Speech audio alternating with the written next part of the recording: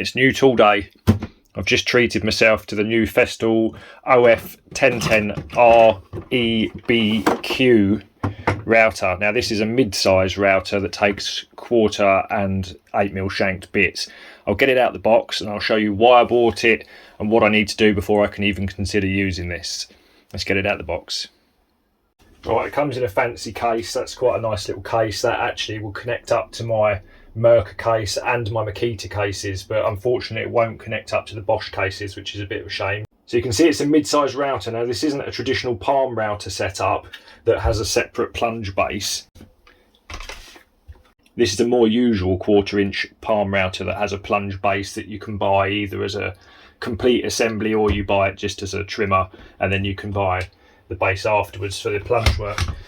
These are fine, however I'm really struggling actually with some of the bigger cuts and things that I'm doing in the shed here now. This really just isn't powerful enough and it's not precise enough. There's a fair bit of play even when it's locked in the stanchions, in the legs of the plunge base itself. So this is actually a knockoff of the Makita one. This is a Katsu copy. I've also got the couple of genuine Makita ones as well, and as they've got a bit older there's still an appreciable amount of play in those. So these are going and this is what's replacing it. Now this is a very powerful machine for something of its size. It's 1000 watts just over and it will work beautifully with a lot of the 8mm shanked cutters. Now a lot of the more recent specialty cutters, especially when you're doing like draw pulls and things like that, and some of the unusual cuts that I do, a lot of those cutters come in an 8mm shank, and this will run these far better than the Makita versions.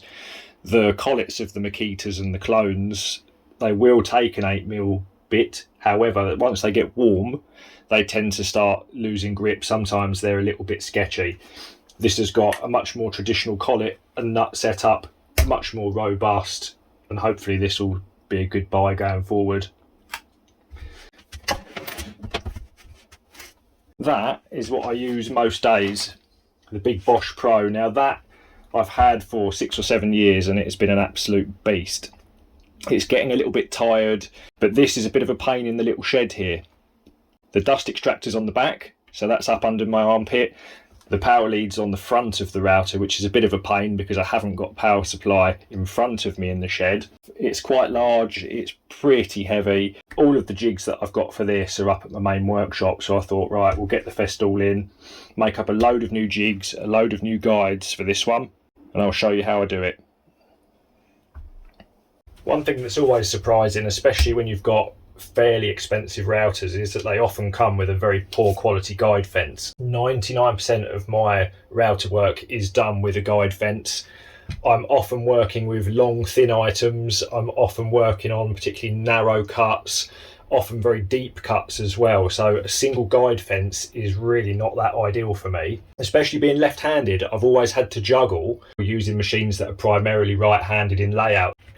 When I first started using routers years ago, I added a second fence initially just to help with stability of the machine. However, going forward, I suddenly realised that actually having that second fence is an awful lot safer when you're working on narrower items. I'll put a couple of pictures up of some of the inlets and things that I do. Now, if you're new to the channel, primarily I'm working on things like rifle stocks, which are long and thin. They require very high tolerance inletting to let the rifle action into the wood stock, so the tolerances are critical. Having the second fence will allow that to sit over the workpiece. It stops the cutters from wandering sideways, and it also means that if you are using a router in your non-dominant hand, it makes it an awful lot safer as well. What I'm going to do with the Festool one, I'm going to cobble some bits together from its factory fence, namely this piece here. I'm going to modify this fence here. I'm going to give this a clean up. We're going to then refit this with these posts to the Festool machine, and then I'm going to make up a second fence and I'm going to show you how I do it. So let's get stuck in. Surprisingly, on the Festool one, unlike the Bosch one you can close up the plastic plates so you can actually get a completely flat edge. You'll only often use this section if you're doing maybe a rebated edge, a stepped edge or something like that. Most of my work starts and stops in a straight line. I very seldom do rebates. So I've knocked up a fence here that's fully flat. And I'll do the same for the second fence on the other side. Now, bearing in mind I'm left-handed, I'm working at my bench this way. This is the way that I want the fence to run along my workpiece. Where this was on the little Makita palm router, I'm simply going to re-drill this base piece that I've made here to suit the post spacings on the Festool machine. As you can see here, I've got a small piece of aluminium angle section there, and then I've got just a birch ply base piece. Now, depending on the work that you do, you may well find that one of the factory guides is absolutely fine, but adding that second fence will add an extra degree of stability.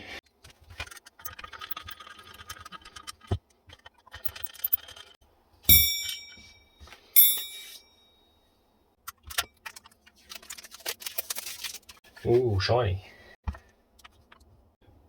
Right, there's my pencil marks now for the new holes, so I'm going to quickly centre punch those and I'll drill them through now. I'll open them up. These are an M5. I'll put a 6mm hole through in there just to give me a little bit of wiggle room on those. I'll do that now. Right, great. So all we've done here then is just simply re-drilled the holes. So it's a very simple affair. I've got myself a nice flat piece of birch ply with a small piece of aluminium angle that's screwed through. You should just be able to see the screws through there. This is true enough and square enough, and it'll sit nicely in here. And it also now sits right up against the body. The next thing to do, I'm going to remove this clamping section from the metal fence, and I'm going to reuse this and then make up a birch ply fence like this and reuse that section there. T15s they are, fancy. Well, that's a self-tapping screw in there, so we may have to do something with that.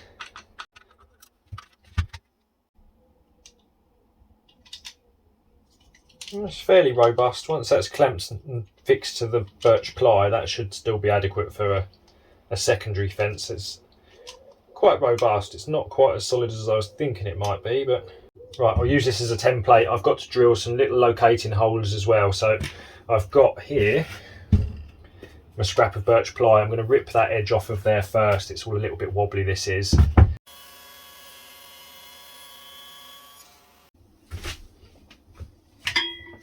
Nearly 100-year-old Stanley 101. If you're using coated plywood like this, or even the coated MDF, you need to be very careful because some of these coatings could be absolutely razor sharp. This edge here is going to be the edge that references off the workpiece, so I'm going to be sure to give this a really good sand, and I'm going to oil this face as well once it's done before we start using it, so it's absolutely glides along our workpieces. You don't really want just a rough sawn finish on there. That needs to be as smooth and as flat as you can physically get it.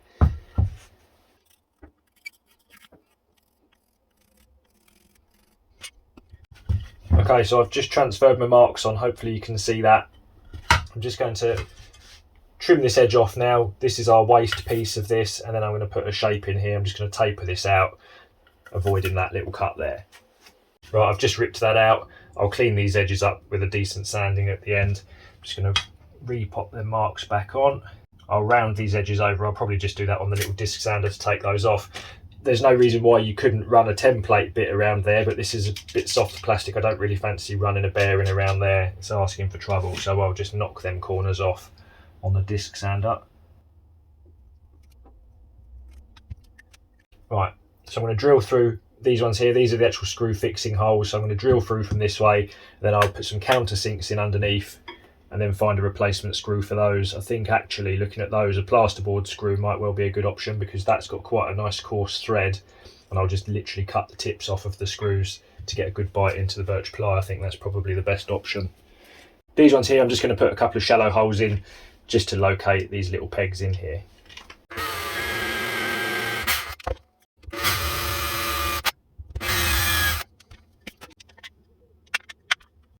Flipping hell, it fits. So we'll flip that over now and we'll find some screws that will take a nice bite into that plastic base.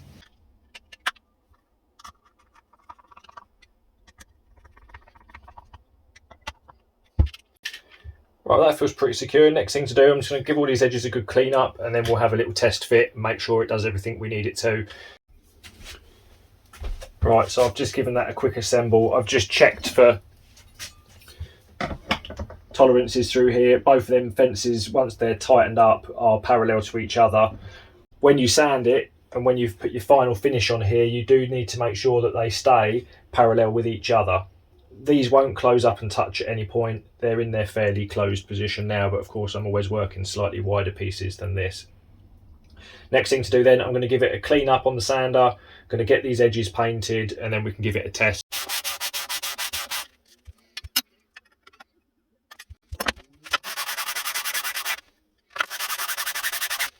A quick etch prime, we'll give it a flat back, another coat on this evening, and then tomorrow we can get some fresh green paint on there.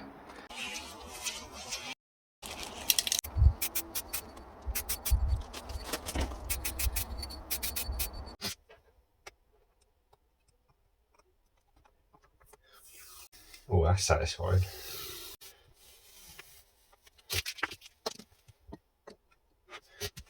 It's the law, once you've got Festool equipment, you've got to start colour coding everything. I've even colour coded the spanner. I've also borrowed the knob off of the guide rail adapter because I thought it might be quite useful to have this down on the right hand side of the router as I'm working this way, to give me something to hold on lower down and closer to my guide rails. So just because the manufacturer says that that's how it should be doesn't necessarily mean that it is the best way for you. And invariably the design of these and any of the brands was always built to a price. So if you think you need another handle, get one on there.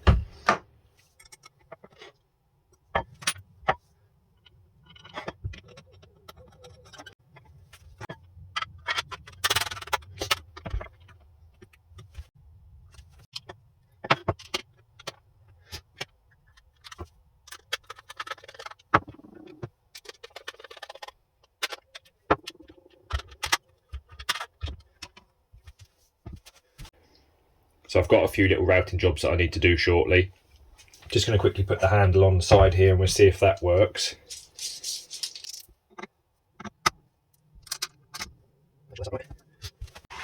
You know what, I think that might work actually, that handle on the side there. Right, I've got the router set up now. I've got in my guide board set up, this is a cheek piece that I'm making. I've got a bowl cutting bit in here, so this one's got, it's 19mm across and it's got rounded edges. I'm going to take an 18mm deep pass through the centre of this. Now it's sat on the guide boards, it's rock solid. I've got it set up so there's barely a thou of play in there. It will guide back and forth along the guide boards beautifully. When we start dropping down through, I'm going to try and use the little knob I've put on the side here. It feels quite stable.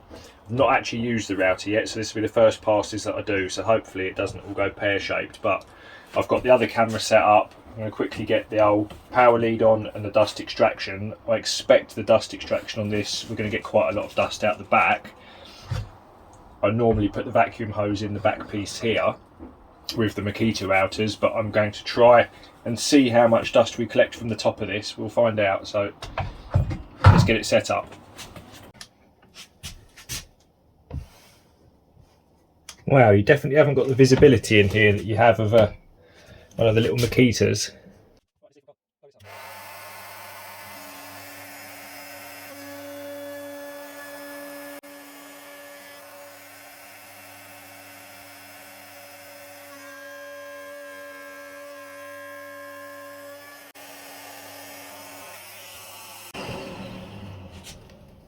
Wow, the dust extraction on that, normally it flings all out the back. The dust extraction is way better on this than the Makita one.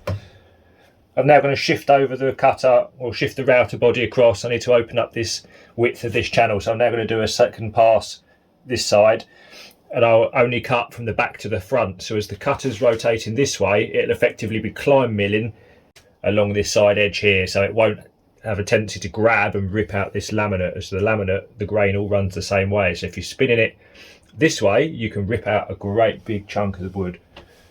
I'm really surprised. The dust extraction on that is way better than all the others so far. But the visibility down in here, luckily I can use my lines, the veneers of the laminate to see, but I can't see an awful lot in there. I've also noticed these guide boards are now a little bit on the short side for this router. The base is a bit bigger on this than the Makita, so I really need to make some slightly longer guide boards. You probably noticed when I got back to the edge that I sort of nearly dropped it off the end.